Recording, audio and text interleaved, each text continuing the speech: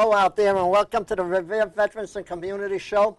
Today we have a special guest from Winthrop, a lovely lady by the name of Roseann Trionfi-Mazzuchelli. Yes. Thank you. May I call you Roseann? You may. Thank you, Morris. Thank you. Welcome to the Thank you. Veterans Corner. You are the commissioner of the Winthrop Veterans Service. Winthrop Veterans, yes, Right. I am. Winthrop Veterans Service. She's the commissioner. Tell us how you got started and give us a little about your background. How I got started was in June of this year. The other veterans officer decided he wanted to retire. He was not feeling well, and I applied for the job, and I went against a few heavy hitters, all men, of course, and I broke through and I got hired, and I totally love my job because I get to help veterans every day. Good, and it's a pleasure to have you there. Thank you. At the Veterans Service because it's fantastic. Also, I would like you to talk about your family before we go into the deep things of this. I am a mom, and I have 4 children of my own. I have my daughter, who's 25. She's going to school part-time. She's an EMT, and she takes care of several women who are disabled in a group home while she's finishing her degree in history. And then I have a son who's 21, who just turned 21. Wow. He's in his 3rd year at nursing school at the University of Miami, doing very well. I have a son who's 19. He's at Bentley in his 1st year. And I have a younger son who's 16. He's a junior at Winthrop High. And I have 3 other children that live with me. That I kind of take in kids. You're a busy mom. Yeah, I take in kids who have a hard time at home and they come stay with me. Oh, that's nice of you. I was going to ask you, what does your son, the eldest one, at the University of Miami, what's he majoring in? Nursing. Majoring in nursing. He's going to go into the service after he's done. And you know, you mentioned that EMT. My daughter, yes. Yep. My brother-in-law, he was also an EMT for the Canton Fire Department, and believe it or not, he died of lung cancer because working for the fire department, and it was a tough job for him. He said he used to go out where people were hurt in crashes or burned in fires to try to help them, you know, when they were pulled out of their houses. So that was pretty good. I'd like to go back about, when I say background, when you were a little girl growing up. Tell us something about that. No, that's good. I grew up in Revere. My family came from the North End, and we moved to Revere. My uncle built my house near St. Anthony's Church, and I'm the oldest of 5. So I have a brother after me and then 3 sisters after me, after that. And my father came from Italy. Most of my family came from Italy. So I was first generation born here on my father's side. So I spoke Italian fluently when I was younger. And I went to Paul Revere School all the way up to 8th grade. The Paul Revere School? Paul Revere School, which was an amazing school. It always was. By the way, I got to thank the Paul Revere School for what they did. And on Veterans Day. Right. And I want to thank Miss Barbara Kelly. What a fabulous job you did. And you too, Terry Incerno. What a fabulous job you did. She did a great job. Yep. And they do that every year for us, which is good. And it was a nice showing that day. I know that. It was a nice showing. So I left Paul Revere and I went to Revere High. I'm a Revere High girl. And after that, I decided to go in the military because my father told me he had an arranged marriage for me. Say that again? A prearranged marriage. I thought those days were over. Not in my house. Not in my house. Okay. My father was very old-fashioned. And I said, I am not going to Italy to get married. And I couldn't go to college, so I joined the service. I got to ask you, you mean they picked out the husband for you? You had no choice? Nope. And I said, nope, I'm not doing it. I was a little defiant. I could see that. Just a little. But you're right for the job, though. Yes. That I got to say to you. So I joined the service while I was still at Revere High because I turned 18 in March. Oh. So I joined. Back then, women had to be 18 to join, while boys could only be 17. Right. And I still went to Italy for the summer because I didn't ship out until September. And my father, it was a funny story, my father took away my ticket and my passport and he said, you're not leaving, you're staying. And I'm like, no, I'm leaving. And my grandfather stuck up for me. He was a prisoner of war for the in the Italian army. Oh, he was in the Italian army too? Yes, he was in the Italian army. And he convinced my father to let me come back home. And I came home 5 days before I shipped to basic training in Alabama. So it was tough times. It was trying times.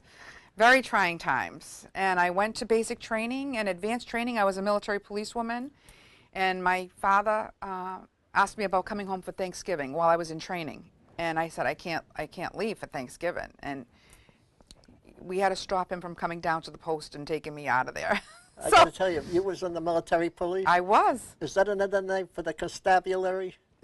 No, I mean, is that what they would call it? Not with us, no. Okay, because they made me an honorary member of the constabulary, and then these were all fellows from the military police? Yeah. So when I went into basic, we were a test group. We were the first ones not going to Whack Hill, first females not going over to Whack Hill. We trained and did everything with the guys, which was phenomenal. And then I left there, I came home for a little bit, and then I went overseas to Germany, that's where I was stationed in Mannheim, Germany. What other parts of Germany did you see? Because I was there for quite a while. I traveled all through Europe. Oh, by the way, I got to ask you, did you go to Berchtesgaden? I went to Berchtesgaden. Did you go to Königssee? I went there. Did you see that little monument that they have there? And someone explained that to me. They have a monument there. I think it was at the late 1800s, just before the 1900s, where a boat capsized. And about 90 people drowned, and that's I heard that story. Oh, you heard that? I heard that story. And they got a monument out there right in the middle. I traveled as much as I could. I even went down to Italy to see my family for Easter because I couldn't come home. So I stayed there. I was in Hitler's SS troop barracks. That's where the Kaserne that I was on. Yep. That's the Kaserne that I was on. The Kaserne? The Kaserne. And we called it the Kaserne. It was the Kaserne, and there were Polish labor forces still on our base as well, and German labor workers as well as. What year was this, if I may? 79. Wow. I was there 46 to 50. And I stayed there. I was a military policewoman there. And I loved it, and I got into investigations there, and I came home in 81, and I was all set to get out. I'm like, I'm done, I'm not doing this, I'm not. And then I was out processing at Fort Dix, New Jersey, and they said, how would you like to join the reserves? And I'm like, really? And they said, yes, how would you like to join the reserves? So I said, all right, why not? I got to tell you, I took my basic training at Fort Dix, right outside of Trenton. Right outside. Fort Dix, New Jersey. So did you ever make any arrests while you were an MP? I made a lot of arrests. Did you really? A lot. AWOLs? No, you wouldn't have too many AWOLs. No, we didn't have too many AWOLs, no. Drunkards? A lot. Fights? A lot. Okay. A lot. In fact, I got my front teeth knocked out breaking up a fight. And then after that, I said, I'm not breaking up any more fights. I'll just wait till they kill each other, and then I'll pick up the pieces. So I got smart. I'll just wait till they're done. That's good. That way you only have to take one with you instead of two. Okay. So, but I thoroughly enjoyed my time in Europe. I learned a lot. I rode with the German police, so I picked up the language here and there. And I don't remember too much now. In fact, I still have contact with the family who kind of adopted me when I was there and took care of me. And I was close to their daughter, and she and I just were on Facebook together today. So I really enjoyed it, but it was nice to come back here, to come home. And I joined the reserves, military police, and I was in a combat MP unit. And then a couple years later, they said, no more females in combat military police units. And I said, okay, but I don't want to get out. And they said, well, you have two choices. You can either go officer or you become a CID agent, Army CID, Criminal Investigation Committee. Right. I was before the military intelligence, then it became the CID. Yes. Right. So then I said, all right, I'll go CID. And that was the counterintelligence division. it was special investigators. Right. And I that's where I stayed until I retired in 2000 as a special agent. And we conducted investigations of mostly felonies, but we did a lot of bodyguard work, a lot of protective service work. So that's good. I was on active duty quite a bit. I got deployed several times, especially during Desert Storm. And I was very involved with family readiness. Yep. Very involved. I was the only female in my reserve unit. 30 guys and me. And you beat them all, I bet. And that's where I met my husband, in my reserve unit. Yep, your husband was also, I understand, talking to you before we went on the air, in Korea. He was in Korea, yes. He was stationed there when we first got married. The last day of the honeymoon, he went to Korea. Marriage? No, okay. No. He went to Korea, and I came home to Boston. You went to Korea, you said? I visited him in Korea Would you tell us a little about It was a Korea? great trip. It was, back then they had returning forces to Korea. It was like a reunion. And my husband said, Yeah, you should come. And I said, okay. And it was a beautiful, beautiful trip. Most of the people stayed a week. I stayed a little bit over a month. So I extended my welcome. And I helped, I was with my husband at his barracks and stayed there, and which was fine because I was also an agent. He was an agent as well. Oh, he was also... So they put me to work a little bit too while I was there. But I got to visit the DMZ, and I got to visit all over Korea, wherever they would allow us to go. Right. Can I ask you a question? Yes. Roseann? I have a map here of Korea. I want you to hold it because you're familiar with it. And point out to them just where you went. I was in Seoul, and then we went up a little bit further, up to the DMZ line. Right. And we had to be very careful up there because they have that house there that's built on both sides. You couldn't make any facial expressions. You couldn't have a hat on. You couldn't take pictures. You got to walk onto the North Korean side in the house. And North Korean guards were on one side, South Korean guards were on the other side, and they watched every move you made. You had to walk in attention. Can I ask you how far apart were the guards roughly? Probably 6 feet. From each other? From each other. They must have been very friendly then. Well, we're all human, right, Morris? I mean, but it was, you couldn't make any facial gestures. You couldn't say anything to them. You had to keep quiet. You couldn't touch anything. So it was they took away our passports when we went in there. They kept everything. We couldn't bring bags in there, nothing. So it was a lot of tension. A lot of tension. But I thoroughly enjoyed it. I thoroughly enjoyed it. So I got to see that and head up there. And then we went down to Osan for a little bit. They brought us to all the resort areas. And then after the trip ended, I stayed with my husband, and he brought me to all the depressed areas, the real areas. Very good. So it was a very interesting trip. Very interesting. Thank you. I'm even learning something. Yeah. The other thing I would like you to talk about veterans. Yes. And a lot of people ask me, and they have asked me, and even on Jamaica Plain, that if you are a veteran and you live in Revere, if you can go to a veteran outside of Revere, Winthrop, and you can expand on that better than I can. Any veteran can go to wherever he or she is comfortable going. Oh, what we have in Massachusetts is very unique. Every city and town has a veterans agent. Every city and town? Every city and town. Now, the person who handles Saugus is actually the veterans agent for Wakefield as well. So Nick is in Revere. He has a really big city. So you're talking about Andrew Biggio. Andrew Biggio. Okay. So he handles 2 cities. Some towns, it depends on the population, whether you get one city or multiple cities. And any veteran can go wherever he or she wants for assistance. However, veterans get what's called Chapter 115 benefits. So if you're low income, the state will help you out as far as monetary funds. Yep. You have to be low income. Right. But you have to live, the only way to get those funds if you go to the veterans agent in your city. So the veterans that live in Revere, I'm sure Nick has quite a few of them on his payroll, they're from Revere and they go to him. I have veterans in Winthrop. If they want to receive Chapter 115 benefits, they have to be from Winthrop. However, for anything else, any other services, my Winthrop veterans can come over to Revere, Chelsea, Everett, and everybody can go anywhere. In fact, I'm going out to visit somebody in Oxford next week, Oxford, Mass. A veteran? A female veteran who went in about the same time I did, who was not comfortable with her veterans agent. So the VA called me and said, would you be willing to go out there and see her and see what she needs and be her advocate? I'm glad they got you, and I'll tell you why, Roseann. No, I'm serious. We had a lady come up here. She doesn't like me to mention her name, but I got to do it. Her name is Isla Murillo. She's a female. Very nice woman. And she organized a monument for the female veterans, which nobody ever had before. No. I mean, we had the men and everything. It's nice. But it's nice to have female because we had the waves in the service, we had the wax in the service. I'm sure they had female in the Air Force and all the other services.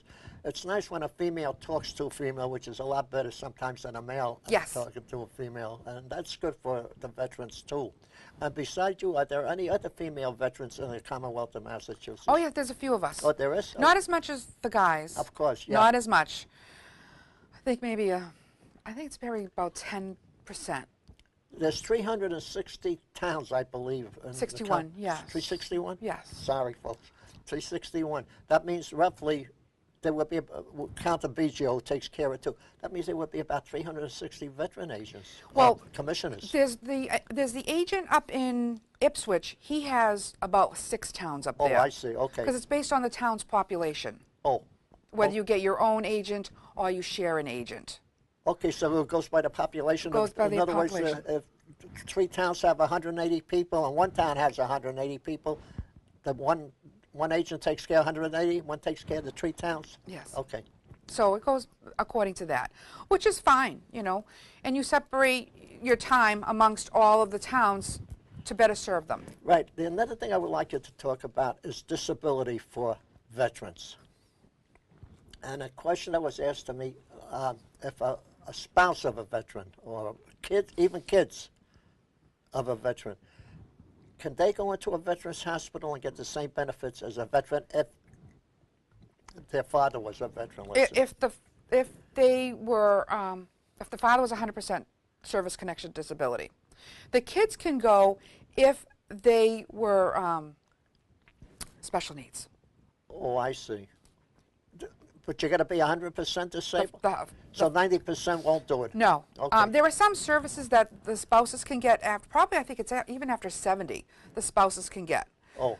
If a spouse is taking care of her husband or her other spouse, so if a soldier wife is taking care of, you know, her husband or his wife, and he or she needs what's called aid in attendance, special care. He can't be alone or she can't be alone. There are monetary benefits that the spouse taking care of them will receive to help take care of them. So they don't have to hire an outside nurse 24/7 right. to keep them home. I want to thank you for mentioning that. And there's a woman in Revere, I won't mention the name, with a nice gentleman that used to come to our senior center. He's a little disabled, and she takes care of him, and he's a veteran, so she would be getting help to take care of him. If she applied. If she applied. It's a long process, but they do have it, and that's good to know. That's good to know. You know, there's a lot of programs out there, and any veterans officer will know about it. We have books. You can also, if you're a computer savvy, you can go on the computer. You're talking to a computer dummy here. I'm sorry. That's all right. No, don't be sorry. I'm the one who should be sorry. And you can go on the computer and get a load of information about help and services. A lot of services out there. The VA does what it can to help veterans. It's a little backlogged right now, so it may take a little bit longer. But every veteran should be enrolled in the VA healthcare system, if for nothing else but the medication. Okay. Now, I got to ask you this. Is the help the veteran gets, would that be the same for every town, or special towns have... every town is the same. Regardless where Regardless. they go? Okay, that's good to know. And what about burial, if I may? Can veterans get help on burial, too? Yes, they can. Could you tell us a little about that? Every veteran, of course, gets a flag. Right. We just came back from Bourne not too long ago, putting a flag, taking them off, thanks to Mr. Paul Bonfiglio. Oh, he's wonderful. Right. He's wonderful. There's certain monetary, depending on what service you were in, if you were Purple Heart, if you were still 100% disabled, you can get anywhere from $300 on up to $2,000 to help with burial expenses. Okay. Every veteran is authorized to have a marker on his or her grave. When you say a marker, when we went down to Bourne, they were little flat things. But they can't have stones. No. Okay, so it's a marker. It's a marker. Right. And it shows their name, their rank, and when they were in the service, and it says veteran. Right. And that's up to, most funeral homes will send the application in for the widow or for the children of the veteran. But if they don't, then the family can ask for it. And it's free in most places. The cemetery may charge you, the cemetery in Everett will charge, I think it's $100, because I had to pay $100 for my uncle. For the plot, you mean? To install it. to install it. Okay. In Winthrop, we don't charge our veterans. Oh, okay. So when you say in Winthrop we don't charge, that means different towns do have a different... It's just for the installment of the marker. Okay. Oh, okay. Because it's very involved. Right. It's not just thrown on the ground. They cement it in. Right. So no one steals it. Oh, I see. What they anchor it into the ground Yes. real good? Okay. Yes. That's good to know. So I know at the Jewish cemetery, they charge about $400. Right. Because I just went through this with one of my veterans' sons. So he had to pay $400 at the Jewish cemetery. And, but depending on where you're buried, the Holy Cross where my uncle was, I had to give them $100 Right. for the So installation. Right. It so varies from cemetery to Varies cemetery. from cemetery to cemetery. Right. But the bronze marker, most people get bronze marker because marble will crack. So they get the bronze because it's pretty sturdy. Well, the ones we saw down in Bonn, they didn't look like bronze to me. They looked like they were concrete markers. Oh, the national cemeteries have their own. Oh, So that differentiates them from us. But there's several choices that you can have. But most people tend to get the bronze because it's better for the weather. question number next on the Veterans Yes. Affairs. And this is sad to say. I see, when I was working in Boston, I used to go by Court Street. And I used to see a lot of homeless veterans there. And I asked one of them, why are you out here? Because he was laying next to a grating. This was like December or January, so he was warming himself up from the heat that was coming up through the grating. And I says, why don't you go right in there? You're right next to the Court Street right here. But when I got closer to him, like I am to you, I could smell the whiskey. And from what I understand, that if you're an alcoholic or drunk, you cannot go into, they will not allow you to go in there. They will get you help. But they will not let you stay in there with the other veterans, from what he explained it to me. But they will get you help. They will get you help. You have to follow their rules. Okay. It's a home. You have to live with other people. Right. They do, the director of operations, his name is Bob Hannaford. He's from Winthrop. He does a lot of great things. And how do people contact him, if I may ask you, Roseann? Just call the Center for Homeless Vets. You can call any veterans agent and ask them for his point of contact in any town. Okay. And they have rehabilitative services. You could get your CDL license for free. You could take different courses for free. There's a security course that you can take for free. They will get you counseling, but you just have to follow their rules, like anywhere else. They could take a computer course for free, too? Yes. That means I got to get drunk to get a Nope. computer? You can go in there. They help any vet. You don't have to be homeless to get help there. Oh, okay. Where's that, on Court Street? Right on Court Street. Oh, I don't know. I've never been in the building. It's a beautiful building. They're rehabbing the whole thing. It's a beautiful building. It's right across from the school department building that was across the street. And next to Staples now. Right, right. You get off the State Street station and you walk across the street. You don't have to be homeless to be helped there. They help with work searches, job searches. Right, so you can get off State Street and Government Center too. Government Center too. It's right in the middle. Right. Okay. Right I know in the middle. exactly where. I didn't know they had a Staples there though. Yes, they do. A big one. Must be a long time since I've been there. Near the How steaming long is- kettle. Do they? Remember the steaming kettle? Yep. Steaming kettle is Staples. Oh, doggone it. That's good. That's But, good. It shows you there's- how old I am. They have all sorts of services there that you can go in and get help. But you just have to follow their rules. Stay out of fights, no drinking, no smoking. Simple rules. And everybody helps out with house cleaning, KP duty, for lack of a better word. I know in our place, I always see my veteran commissioner, Nick Bull, he's always helping the veterans. Yes, he is. He's a good guy. I mean, you know, there's certain hours to follow, but if you're in an emergency, he doesn't look at the clock. Nobody's going to... Nope, we don't look at the clock. Right. He's been a lot of help to me, too. Has he? Yes. He's been a lot of help to a lot of people. So, Nick Bull, thank you for helping us, and thank you for helping the veterans on there. We got about 3 minutes. Oh, my. So, Time is flying Roseann, by. I'm going to take 30 seconds for myself. The rest is all yours. What do you see for the future for the veterans? What would you like to see? You'll be my guest. I would love to see the VA handle our cases a lot faster than what they're handling. Yep. But I am appreciative that they are helping as many veterans as they can. I wish more veterans would come forward and ask for the help. And a lot of veterans are under the mindset, oh no, I'm not as bad as the next guy. Well, everybody who served is authorized assistance. Everybody. And I wish every veteran would walk into their veteran's office just to introduce themselves. Let us know you're there. Even to say hi. You know, come and talk for a minute, pick up a book. We can get you a turkey at Thanksgiving if you need it. Great. But let us know you're there, because we like helping our fellow veterans. It's a huge sense of accomplishment. And like you said with Nick, the clock just keeps running. It doesn't matter. It doesn't matter. I've seen him in his office as late as 8, 9 o'clock at night. I can understand that. And I've also seen him in his office as early as 7 o'clock in the morning. I can understand that too. Totally. Right. But anybody who wants to make donations for veterans, we'll take them. Richard Honan in Winthrop, he has a sign shop. He sends packages to the troops every month. Right. And Roseann, if I may just say one thing, we had a gentleman come down while I was working the polls at the election. He brought us some shaving creams, wipes, razor blades, books that you can write in, notebooks and things for veterans. If they wanted to donate that to you in Winthrop, who would they give it to? They would give it to me, and I would bring it over to Richard Honan, because any veteran can, any veteran's family can ask Mr. Honan, Richard Honan, to send a package overseas, and he will.